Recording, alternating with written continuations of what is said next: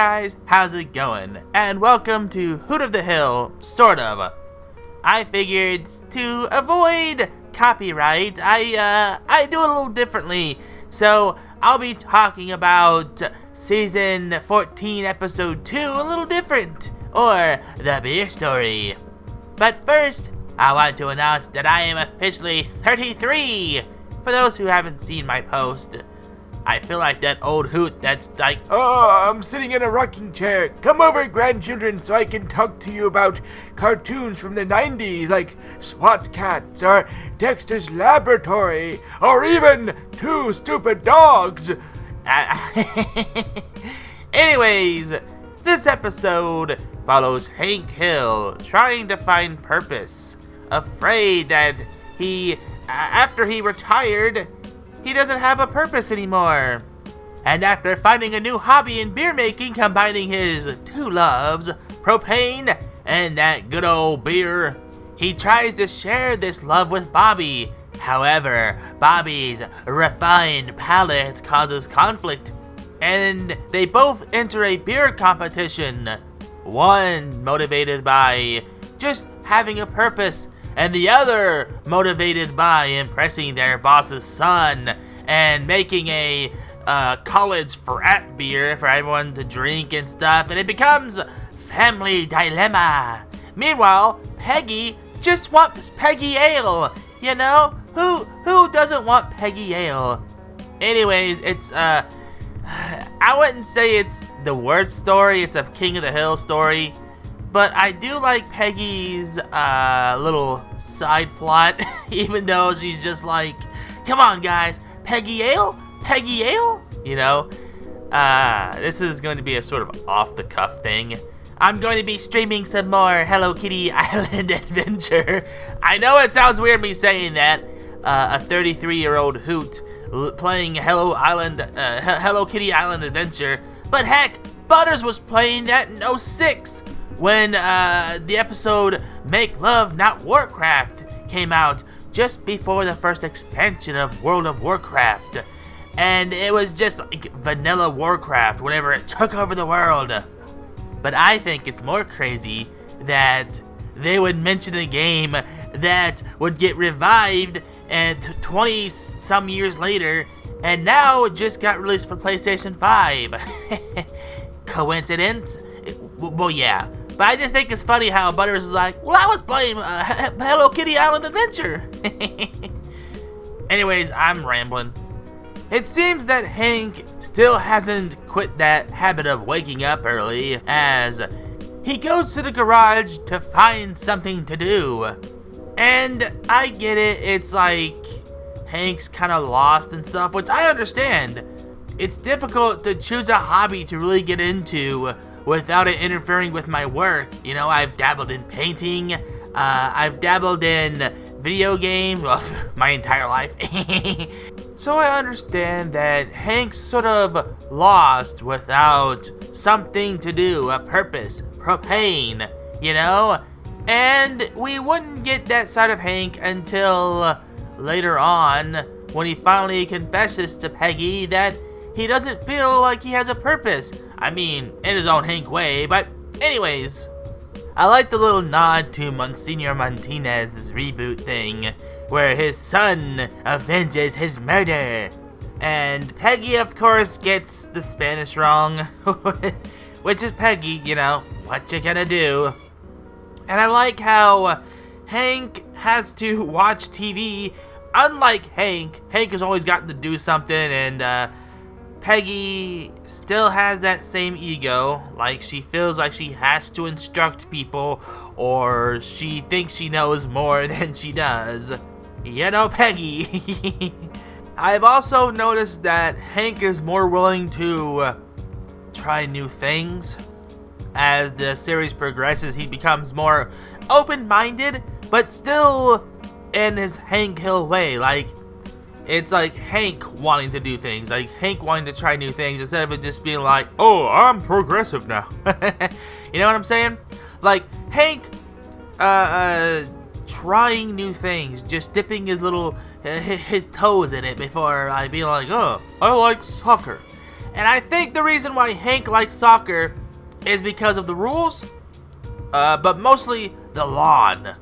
I think Hank hasn't seen a more beautiful lawn since football. So I think that was the thing that got him in the door. And when Hank finally sat down and watched a game of soccer or football, and where he was Saudi Arabia probably, it became more interesting to him. You know, the rules and how he was able to pick up the rules just from watching a game that Boomhauer was coaching before he just gave up because everyone was throwing the balls at him and stuff. It's an interesting episode, but that's not here. One thing that hasn't changed are stupid Megalomart employees. I'd say that they're about the same level of, I don't know, do we have that? And it's like, poor Hank can't catch a break. Where it's like one generation is just uninterested and all that. The other generation is so iPad baby, burned out, brain rot, skibbity whatever, that they didn't even mention the 90s, the millennial hoots, you know? If I was working at Megalomart, I would I'd be tired. I'd probably be staring at the shelf, and then when he's like, "Excuse me," I'll be like, "Huh? What? Welcome to Megalomart. How can I help you, sir?" And then Hank will wonder why there's a 3'5" tall owl working at Megalomart. Anyways, the people are idiots. You know what I'm saying? Okay, so I'm gonna go on a little hoot and rant here, and I didn't like Bobby in this episode. I can understand that. For once, Bobby feels like he has a purpose, he has a career, so of course he's got a lot of pride in his work. I mean, he is the son of Hank Hill and Peggy Hill, you know, that both of them have enough pride on their own. But I don't like how condescending Bobby was to Hank. Like, Hank just wanted to make a good beer for the boys. Like, he's not trying to make some fruity ale or light lager or pale ale or whatever, you know what I'm saying, Bobby? Just because your refined taste in Dallas changed, you know, you're not eating fruit pies and all that stuff, you're making fruit pie daily or whatever, you know, some fancy thing, doesn't mean you have to look down on your old man, your dad, you know what I'm saying? If you make an alley beer, that's fine, you know, let him make his alley beer, don't have to insult him. And I don't know. I don't like Bobby in this episode as much. I know he has got a lot of pressure with Shane telling him, "Hey man, I gotta make a good impression, you know, for my dad and stuff, so he don't think I'm a blah, blah, blah." I don't know. Anyways, I get it. Bobby's under pressure for his restaurant, you know, and it's just, if only they worked together. You know, if only but of course, pride has to conflict against pride and all that good stuff. It's what makes a King of the Hill episode good, and I do like it. It's just, I didn't like how condescending Bobby was to Hank. You know, maybe it could have ended up as being like friendly rivalry, but it was just hostile. Just the entire episode. There is a funny moment where they both crush a glass. Not like, I think it was like plastic. And they're like, "Oh, sorry, Peggy." You know, they're like, "We'll clean this up." That was cute. But yeah, I don't know. This episode, not my favorite. You know what I'm saying? You get Dale working his magic, and Joseph and Dale being the cutest dynamic duo, doing this stuff, and it's like Dale working things in the background and stuff. Now, watching the future episodes, I know I'm ranting about future episodes ahead. I just want to mention how Toby Huss sounds almost identical to Johnny Hardwick in his like past seasons. And again, I understand how time passes can change a person's voice. You know, rest in peace, Johnny Hardwick. But I will give amazing credit to Toby Huss for paying homage to Johnny Hardwick and recapturing that quick insanity of Dale Gribble, that pocket sand, and squirrel tactics. You know what I'm saying? Anyways, the episode, it ended the same way I would expect a King of the Hill episode to end, with both of them dropping out of the contest, and I don't know why, but I really didn't like the judge. Like, I get it, he's supposed to be a judge, and it's just like, I don't know, he irks me. He irketh me, you know what I'm saying? Now, is he a bad person? Probably not. He's just a judge. But he comes off as snooty. You know, he's one of those, yes, the refined peaches are not that good in this peach cherry wine. You know what I'm saying? That